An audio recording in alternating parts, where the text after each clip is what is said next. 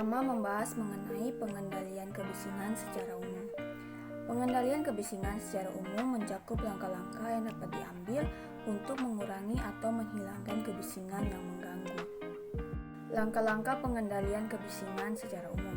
Yang pertama yaitu identifikasi dan evaluasi.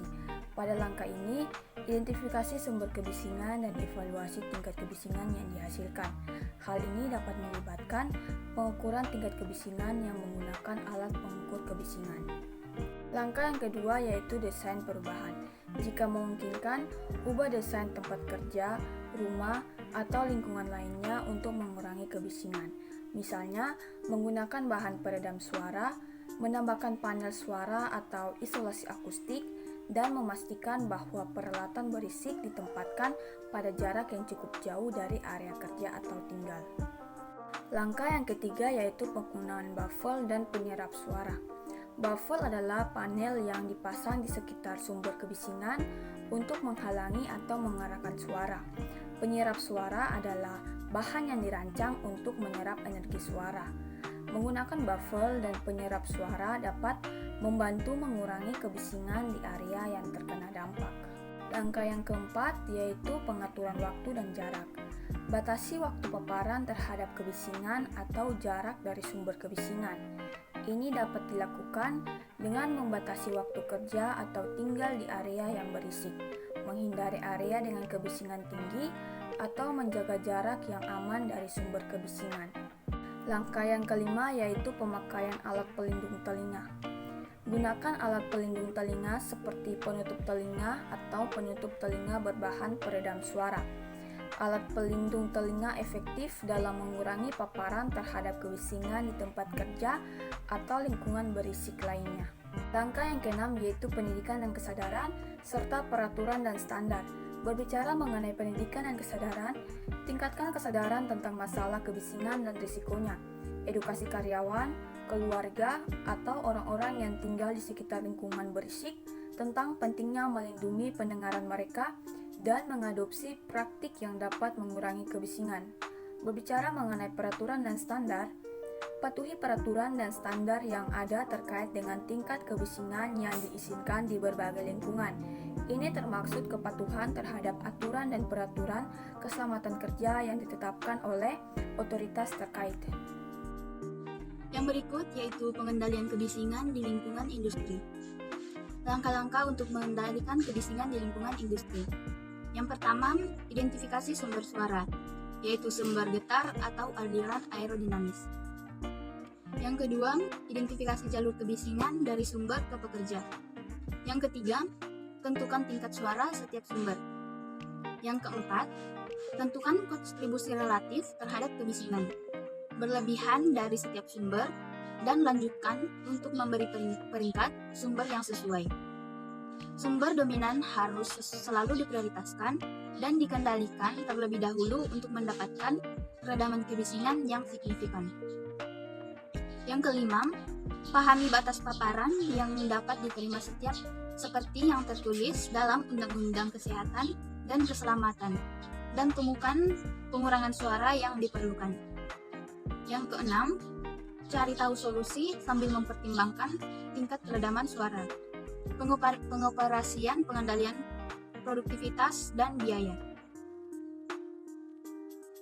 Yang berikut yaitu untuk mengurangi paparan kebisingan. Secara umum, paparan kebisingan dapat dikurangi dengan menghilangkan sumber kebisingan jika memungkinkan. Jika tidak mengganti sumber dengan yang lebih tenang atau penerapan modifikasi teknik. Cara paling efektif untuk meminimalkan paparan kebisingan adalah merancangnya sejak awal. Tahap desain.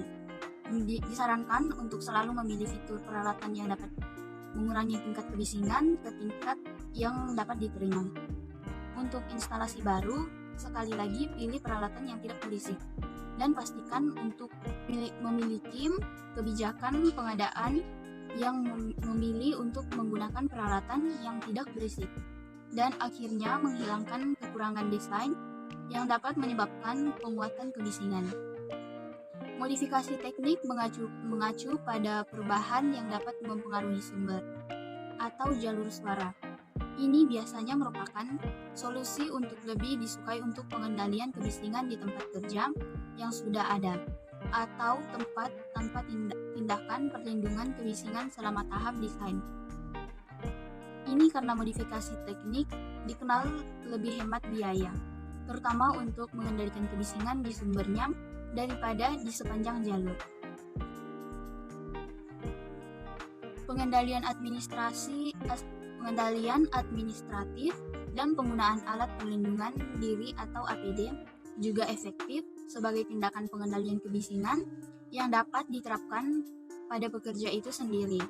Kombinasi keduanya dapat dipertimbangkan ketika paparan kebisingan tidak membenarkan penerapan solusi teknik yang lebih mahal.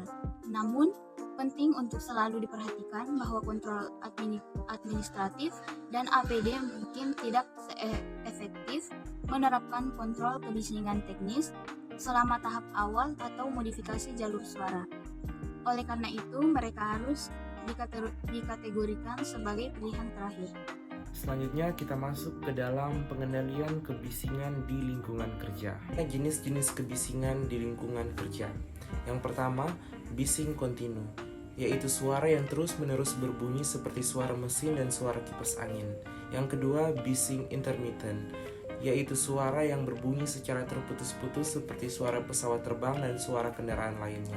Yang ketiga, bising impulsif, yaitu suara yang memiliki perubahan tekanan suara lebih dari 40 desibel dalam waktu yang cepat seperti suara senapan.